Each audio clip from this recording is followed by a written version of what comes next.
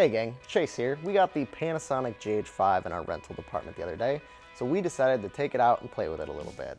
The GH5 offers some pretty significant differences in its video capabilities over its predecessor, the GH4.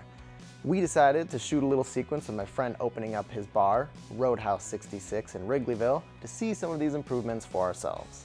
The most notable improvement is the GH5's ability to internally record 10-bit 422. It's capable of recognizing 4 times the amount of colors and internally saving double the amount of those colors compared to the GH4. Different shades of blue are the most difficult colors for a camera to render smoothly, but we had no banding at all in our establishing shot of Wrigley Field under a cloudless sky.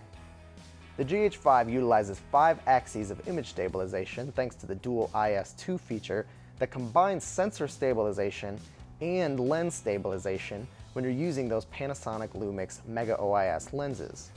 The GH4 has no sensor stabilization, so it only utilizes the 3 axes that the lens provides. It was pretty easy to see the difference when we were shooting the restaurant smoker being lit.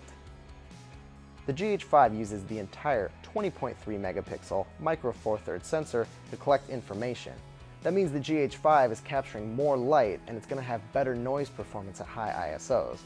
But for our walk-in cooler shot, we had to set the ISO to 3200, which is pretty high, so regardless of resolution or codec, we saw a fair amount of noise from both cameras at that high ISO level. The GH4's low-pass filter softened the noise, while the GH5's noise was very sharp. But the GH5's sharpness was a plus in well-lit conditions. We were able to punch its full 4K image to 100% in our 1080p sequence and get a very sharp, usable shot. We still saw plenty of crisp detail in the fine lines of my friend's hair and on his shirt. The GH4 is capable of shooting at 96 frames per second for slow motion playback, but Panasonic almost doubled that speed in the GH5, which can record 180 frames per second. There is a firmware update that's expected to come out mid-summer of 2017 that's going to unlock the all-intra codec inside this camera. That's going to give you 400 megabits per second in 4K and 200 megabits per second in HD, which is going to be sure to make this camera's images that much more impressive. And now, we leave you with the short we shot with the Panasonic GH5.